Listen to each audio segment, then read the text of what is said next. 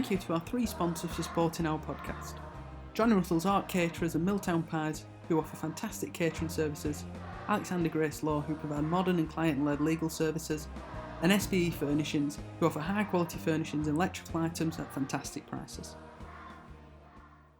Hang on a minute, wait a minute. Just get me spray. Just in case there's going to be a lot of bullshit down here.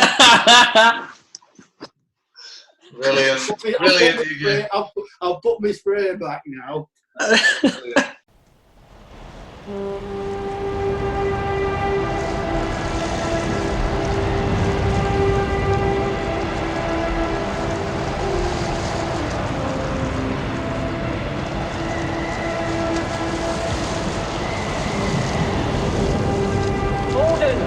Order! Send more house to save the house! Come on, the house! Hello and welcome to another episode of Housecast. We're joined tonight by a legend of the club, Brian Higgin, our wicket-keeper extraordinaire, pinch-hitting batter, and he's got lots of stories to tell us about his time playing and the people that he played with and everything around it. I've got two other people with us tonight. One is former first team captain and leading wicket taker, Jez Hope, and our current MD, Matt Stanning, as well. How are you going, MD? Oh, right, okay. One second, he's saying 1 second. We're doing all sound. right. What's this one?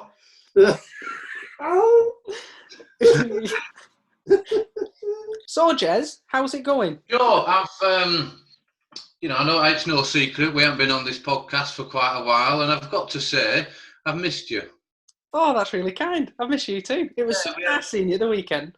Yeah, we had a quick 5 minute, but it was that, I don't know, what was it, about a 4 week where we were all in complete lockdown, no one's going anywhere. We had a list of like 6 or 7 people who wanted to help co-present the podcast, and we were doing 2 or 3, if not more, a week. And it was a really good crack, but, we did get a lot stacked up. So now we've stopped for the last fortnight. I've got to say, I have been missing it, but had a bit of a mishap today, but things will be fine.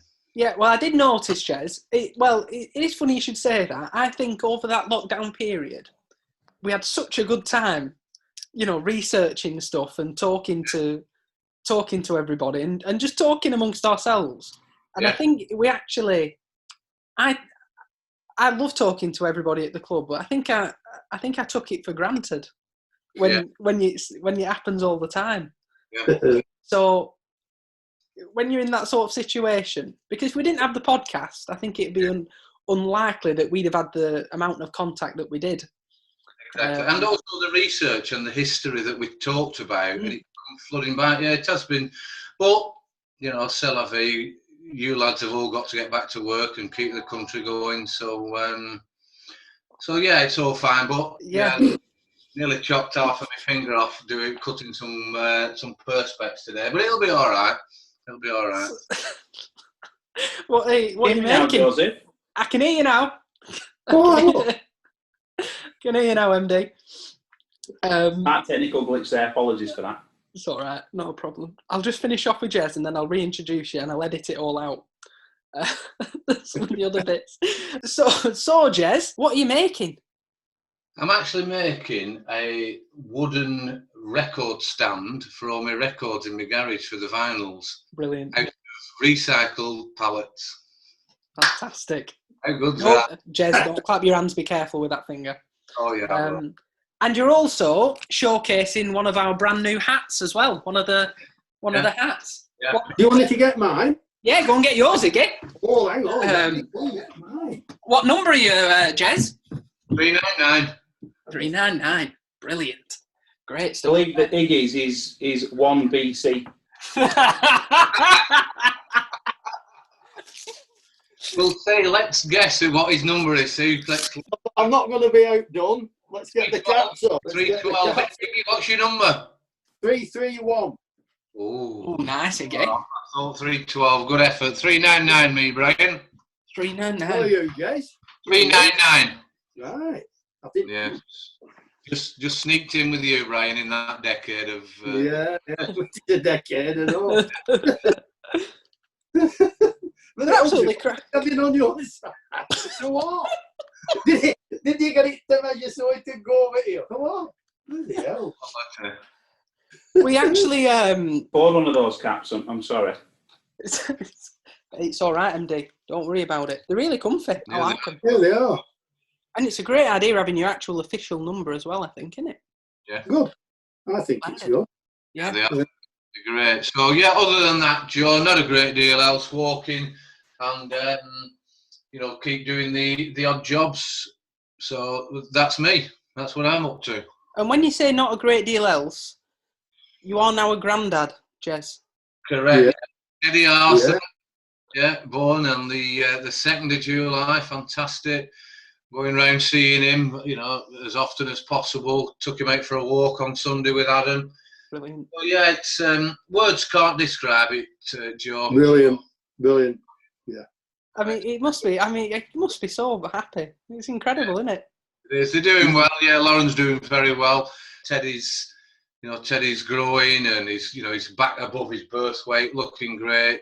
So it's Adam's had to go back to work this week, which Salafi, that's I think he had 2 weeks off, but he's back at work this week. So they will find it tough, but get him down to cricket club, have a good walk around the field, and then look for the next generation coming through. We've got and then the next generation of know-your-olds.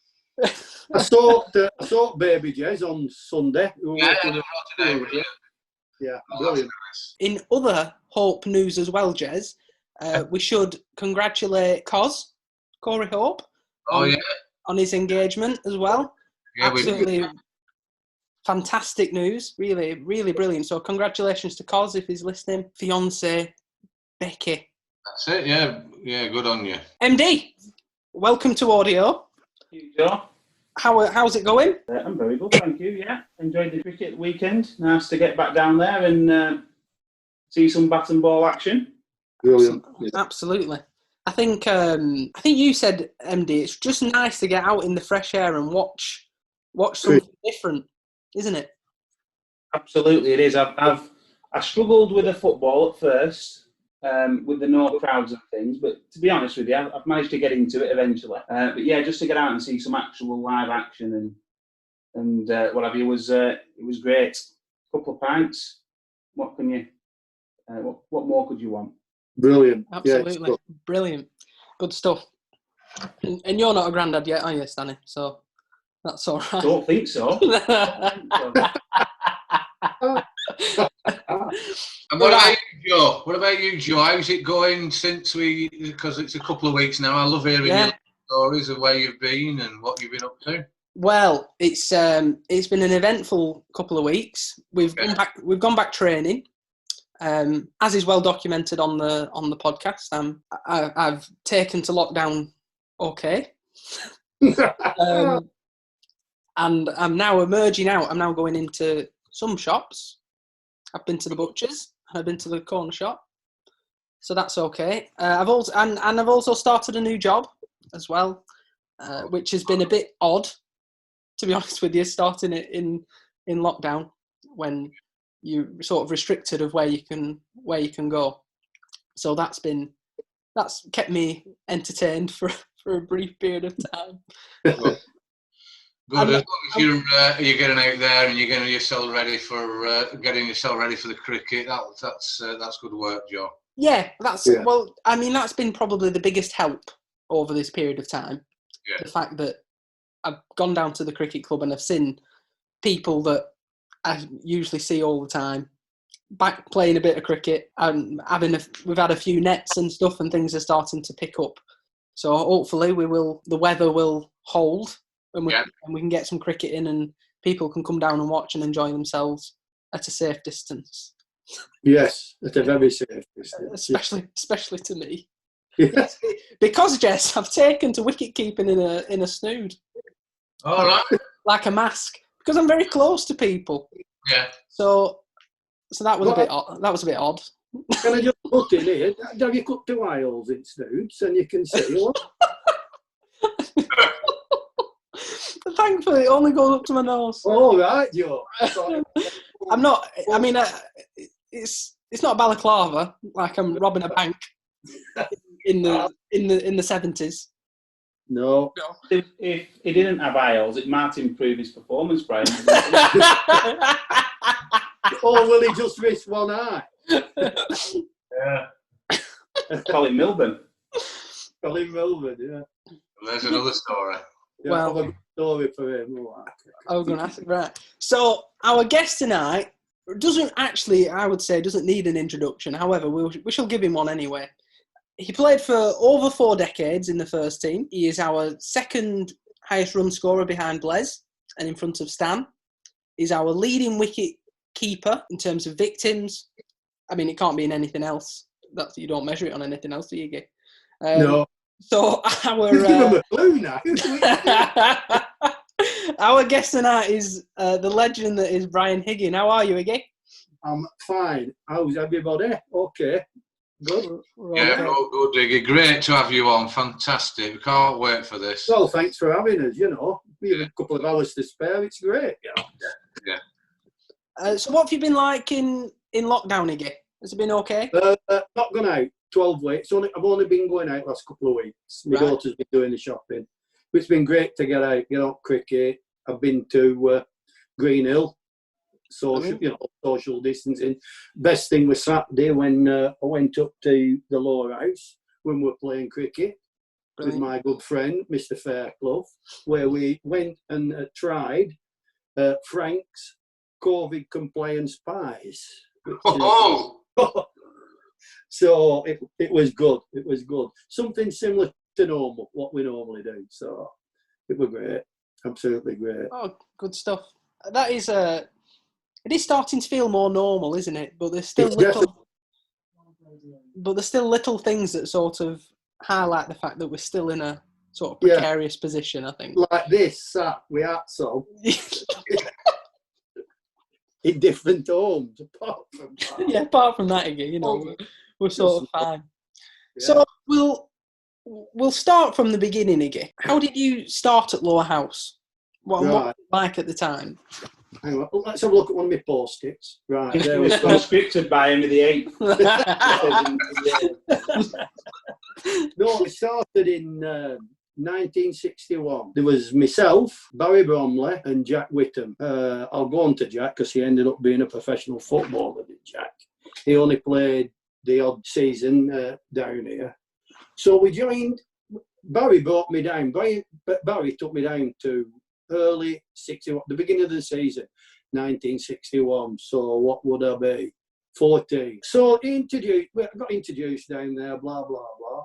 Anyway, did a bit of training, and then this guy came up to me called Jack Barraclough, which was the second team wicket keeper at the time. Anyway, just got chatting to him, and he said, what school do you go to? I said, Rose Grove, just on end. I said, I work just on end. What was technical, I don't know what it is now, but it was called Butterworths and Dickinson's. They made looms and engineering. He said, they're after some apprentices. I said, are they like? Anyway, I was leaving that July. Well, I was still playing cricket.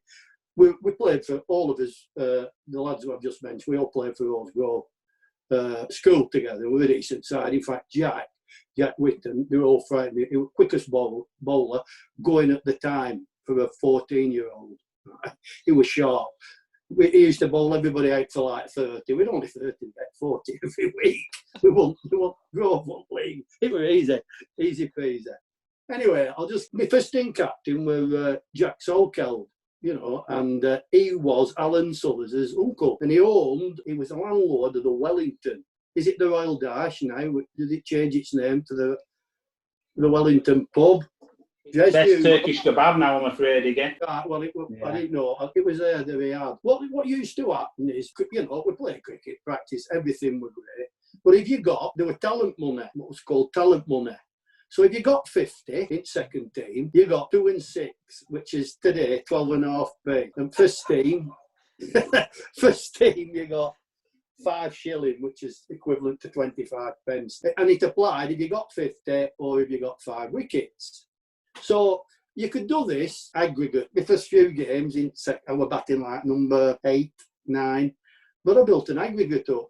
and I ended up getting to a six with a lot of money then, because it's only get boring, is it? It's just before me 15th birthday. The first team wicket keeper, which was Brian Bunting at the time, was going on holiday. So they gives me the nod.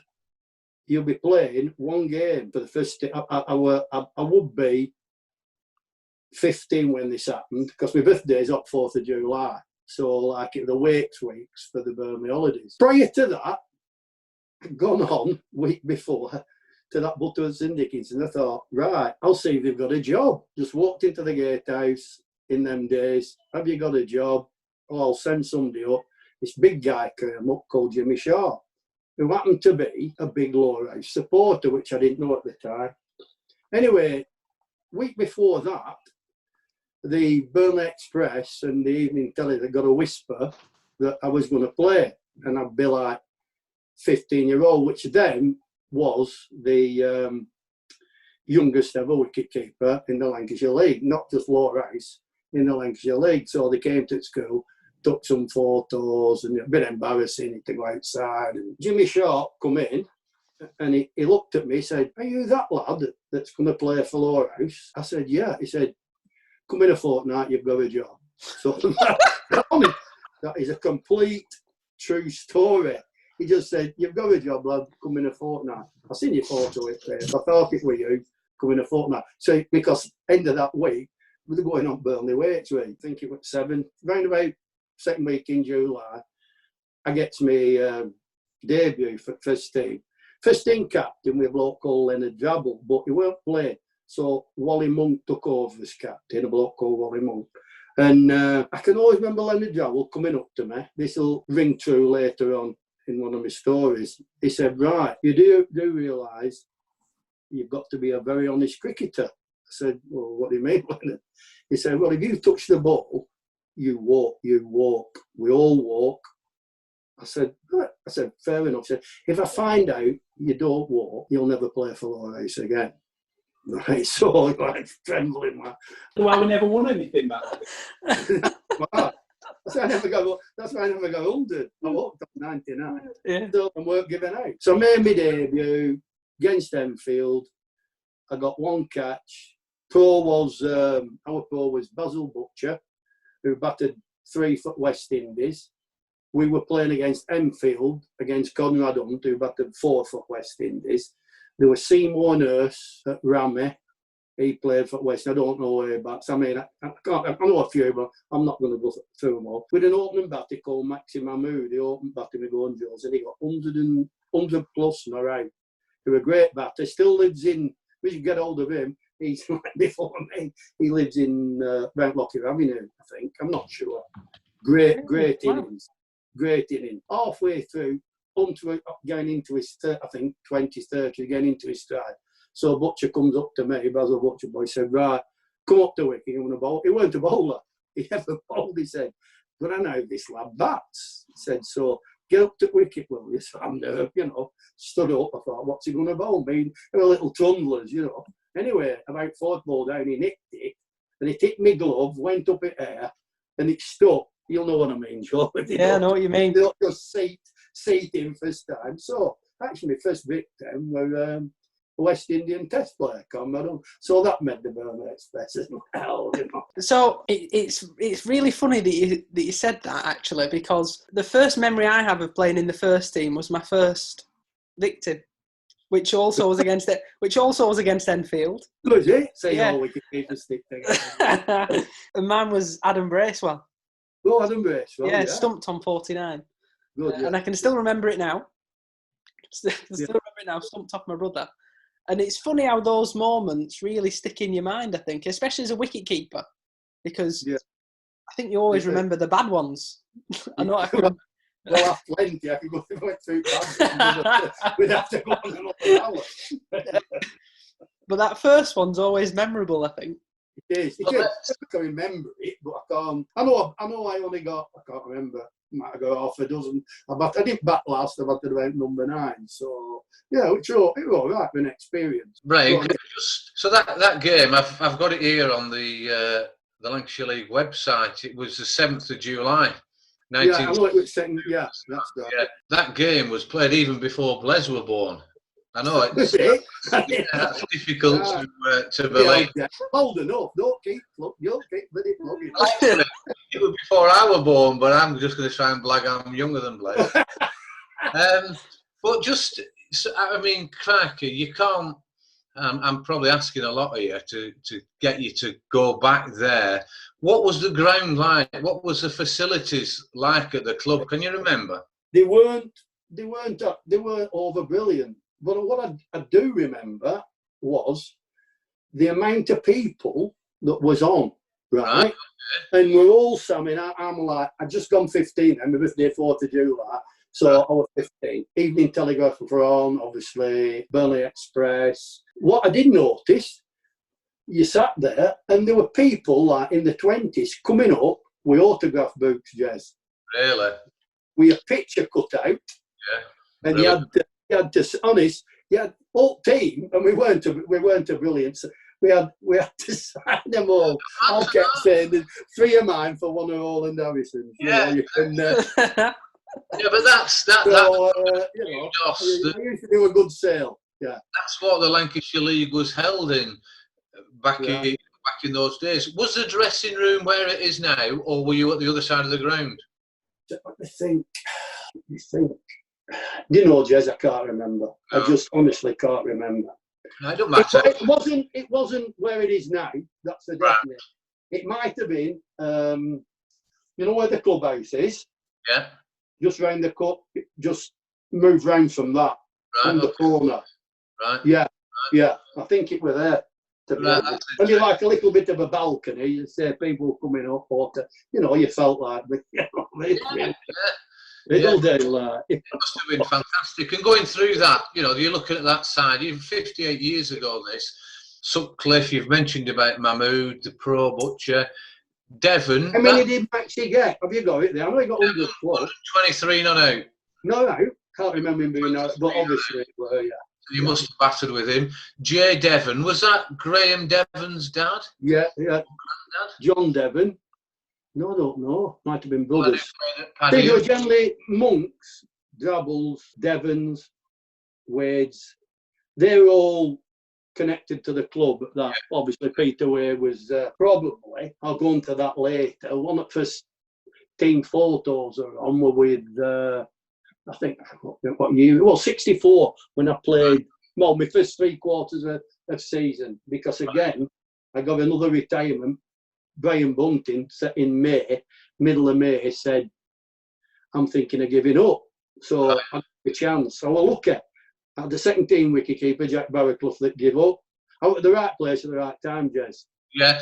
Well, no, you've got to have the ability to get in the side there, Brian. It just interesting when you look at that. Peter Wade played, Jack Stott played, and Eddie Slinger played for Enfield. He got 50 out. And it looked like we battered them. We were 212 in 39 overs. They were 137 in 32. I can't remember that Enfield match. Are you on about that? Yeah. No, it was drawn actually. It must have been time. I can't. 8 balls per over, and it was obviously time cricket.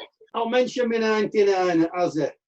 Yeah, please do. So it was the windiest day I have ever played cricket. Heavy bails won't stop on. We played without bails. Because Azzy is highest ground in the league, isn't it? It's not Baker, it's Azzy. Believe it or not, Azzy's the highest ground in the league. So we played at the Pro with Stephen Jones, and it was a bowler's nightmare. Come running up, you were getting full tosses, and then you get one winded blow, and you pitch it halfway down wicket. They got 230 odd, and it might have been empty. One opening batter's got 92. He got out on 92. I don't know if it was Knowlesy, but I can't remember. But it was one of them anyway.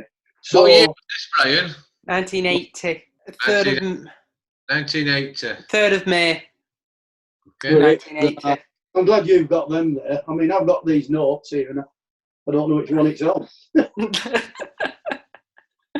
So, yeah. So, obviously, from back then, I was getting these long lots of $half. You don't think about it. It gets into 90s. I get to 99. Look, when Knowlesy. And Knowlesy, I have a photo of this, Knowlesy come up, he said, have you ever had 100, Brian? I said, no, never had 100, right? So he put everybody by one on leg side. I have a photo, and I have a photo, a black and white photo, that somebody took, and it shows it. Oh. So I come bowling up, chalky white with wicket keeper, and obviously the bowler told, said, just bowl it side off stump. So he did do. So I thought, I'll just lazy, because I like to lay cut, I thought, I'll just run it down, and I feathered it. Only me, a wicket keeper knew, and I just walked. An umpire looked at me, said, you didn't take that, did you? I said, yeah, but it was just a natural thing, because when I touched it, I walked. I mean, going back now, I should have not walked, got the one, because I don't think many people have got 100 in, had they, Jez? No, definitely not. No. So I thought, well, in the 80s, so I think maximum move at last. Yeah. So I thought, no, but I automatically walked. The reason was Leonard Drabble in the early days told me. I know it wouldn't have mattered then, but I just walked.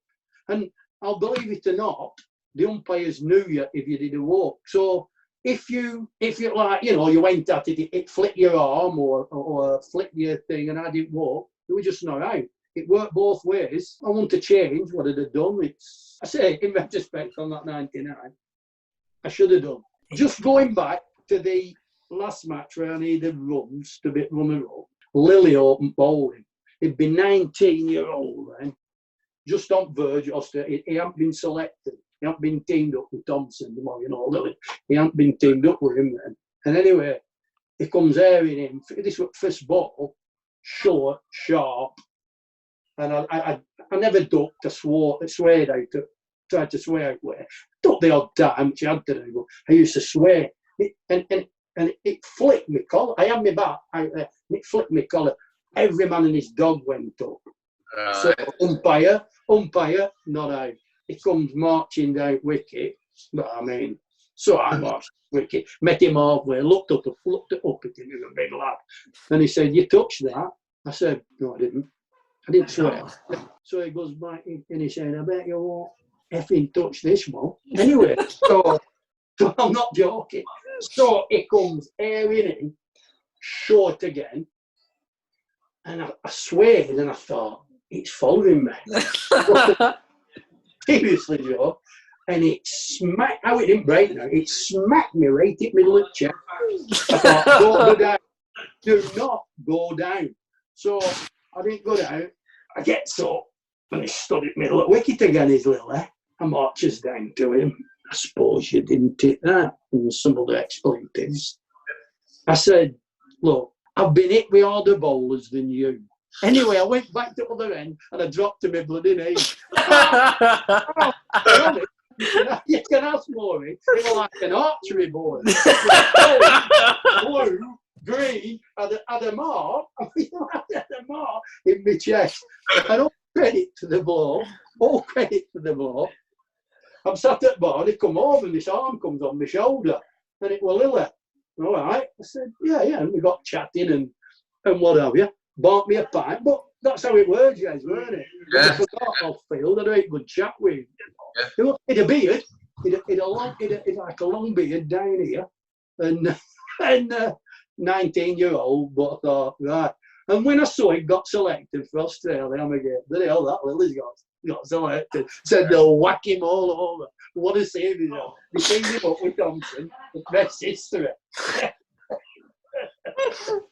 So they were all right after the match, but played to win, didn't it? You know, I was sore for I don't know. I do not know how it didn't break something. I'm not joking.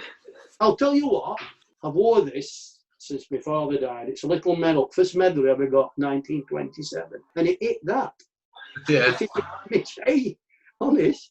Lucky I haven't got name imprinted on. So, oh, it's gospel. In fact, when we see it, it's COVID's finished, I'll show you. Then. I've always wore it around my neck, you know. So. First time I caught him with Maureen. And my dad took her on to Todmorden to watch. This is a cracker then. What date's this? My dad, it'd be, well, I got married in 70. Could be 68, 69. I don't know. I got a collection, big crowd on. It could have been a cup match. I got 70 odd anyway. And they used to collect the money in socks, didn't they? You bought a round and you did sweaty socks and that. I gets me round and I takes these socks over to Maureen. I didn't know, they just took the money out of the sock for the round. I didn't know how much I had. She takes it home and she checked it and it was double my wage. Seriously, it was double my wage, and we bought some carpets for house with. That's you can't imagine, can you, Jeff? No, so that's double your weekly wage. So Well, I got Lucas, and I got something like 50 quid. I won 25 quid a week.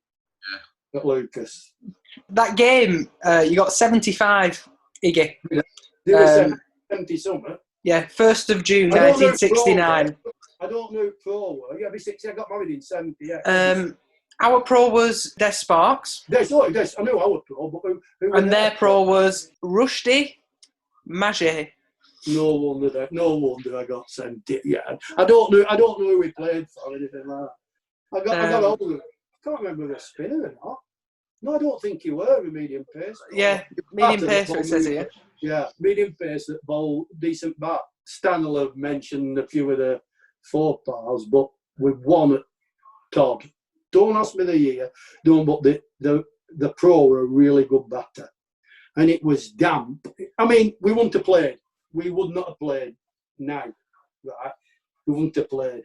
And throwing were horrendous, absolutely. It was bouncing in front of me and all, and I'm having a go. Stand like throwing a bit. You were bouncing twice, and I thought this pro, the pros at the bowler's end, and it won the hammer right to one of our fielders. I don't know who it were, and pro set off. Right, they throw ball in, and I thought it's going to be a cracker. This. Right over the top of the stumps, I got him, and I lost my balance. And I ended up aquaplaning head first through wickets. And it went for 4 over the front. I thought, I used to tell you, sure, because I had to dig that many holes. Let me dig an hole again.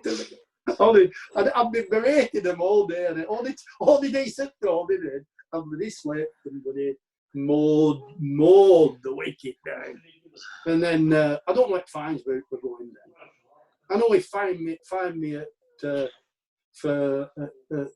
Todd. Well, what I used to do, I used to give him a fine and say, let me know when it's done.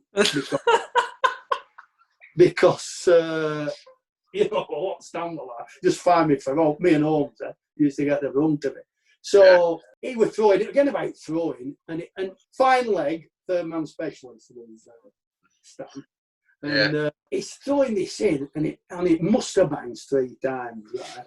And what I had then, had arthritis. We're playing squash. I had arthritis in my wrist, so well one of them copper, for rheumatic and all this and that. Anyway, you should keep my mouth shut. So I said, bloody hell, Stan. I said, I have a copper bracelet round my hand, and I've got a damaged hand. He said, well, why be a copper bracelet around your head?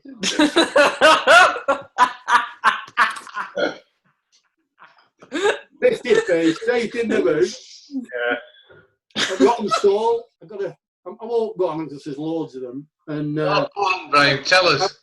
I'm sat in the dressing room. I used to like to get everybody, didn't you? Like to sit in your own place, didn't you? Away and whatever. So I get him got installed, first there, I'm sorting myself out, Maureen with her reading a book. So Stan comes up, I sees he has a word with her, right? So he comes in, 50p again. I said, what do you mean? I said, what have I done? I'm looking round, what have I done? It was scorching outside, it was a really hot day. I said, why have you what's 50p for? Said, your wife's reading Mist Over Pendle, and it's hottest day here. 50p. You got fine. I couldn't believe it. Absolutely could not. Could not believe it.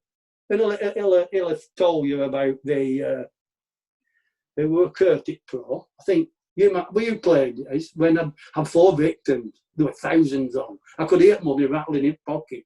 I thought I've got to get another one here. Anyway, I forget it. Hit it straight up in air. But it was quite windy and it was coming down behind bowler. So I said, man, set off. I set off. Fast as I could, got under it. Brilliant. I made it, I got under it, and at the last minute it swerved. Just caught me on toe and went for 4. It hit me on toe and went to boundary for 4. Oh no, dig an hole. Get an hole done. Yeah, I can remember that, Higgin. That was Nelson away, and you got fined for wicket keeping in steel toe sector boots. That's it, yeah. I got done again, you know. I used to go. Ended up season after giving him a tenner. So let me know when that's. You know, I got to dig up from the 5. Yeah, we all had fun. We should have been a bit more serious, but it all went to club and, you know. Yeah. I think he's still got them fine books. I mean, they wouldn't make sense to half some people. They wouldn't know the names were, you know. So, you know. What have you any more stories? Can you remember the game at Rishton when you, Scotty, and Stan were involved? Oh, yeah. Well, I'll tell you a true story. Right. You tell us true. Stan will have told you know. He'll have embellished it. He has embellished it. So yeah. So. I don't know whether I opened. You'll have to check. I don't know whether I opened or not. I know it ends up Stan's in with me. Again, weren't fit to play. It were. I don't know whether Rishton were in for something or not. I don't know. And so we decided to play. I said, look, the fielders can't turn around here. They cannot turn around. It's a 1 nearly every time, so we'll go. So I hit the ball, and it was just wider cover. And Stan sets off. No! I said, no. Stan, he went like, trying to stop, trying to turn around in a bigger turning circle than Queen Mary. Honestly, I'm not joking. It couldn't get round. Anyway, he's run out with my number. You know, I thought, oh, dearie me.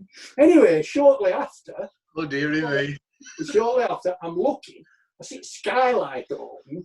And I see these sandwiches jettisoning in the middle of the car park. So I thought, oh, you know. Anyway, I get in. I said, Biggie, Stan said, you teased it middle of the car park. I said, no, it didn't. I said, it's in my bag. Well, who got it? We're looking all round for this tea. I said, yes, it's in middle of yours. In the car park. I think he got a bit mad, did, and threw yours out. He said, a man, mistake. That is what happened. That's the truth. Stan didn't have that bit because you used to do that. I remember, Brian. Yeah. Of tomfoolery, you would, because you'd open batting, you'd be wicket keeping. Well, yeah. Well, I remember tomfoolery, yeah. And then you'd make sure you got your butties and put them in. Yeah, well, I remember Mirrorgate well. Yeah, Mirrorgate, yeah. I don't know what went on there. Yeah. When I went home, I tell you, I wouldn't have minded, but I'm looking at the wall, where this mirror were, and there was like a white mark where, you know, how it fades, and I still didn't twig it. I went home, I thought, bloody hell, my bag's out there, my neck was bulging, you had to carry it from the, you know what they were like at Chamber, to the car park at the thing. Anyway, I get home, what the mirror it, but just a good fit, that, Jay. I knew you did it. Good, Jay, didn't you, Jay? So I said, oh, this is embarrassing. She said, well, I said, I'm not taking that back. So Maureen ended up taking it back to Wacky, not me. I said, I'm not going back with that. It just fits in. It was Tony Woodworth, that.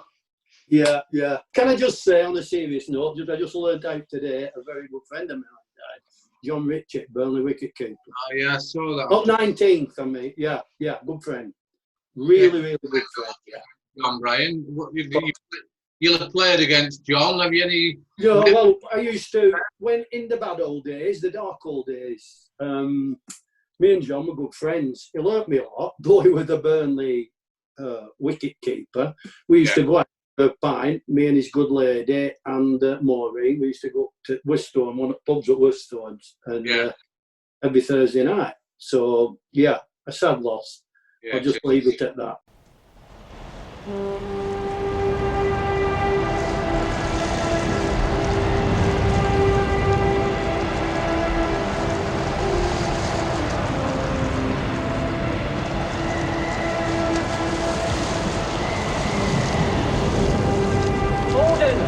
Ordered! Send more house to save the house!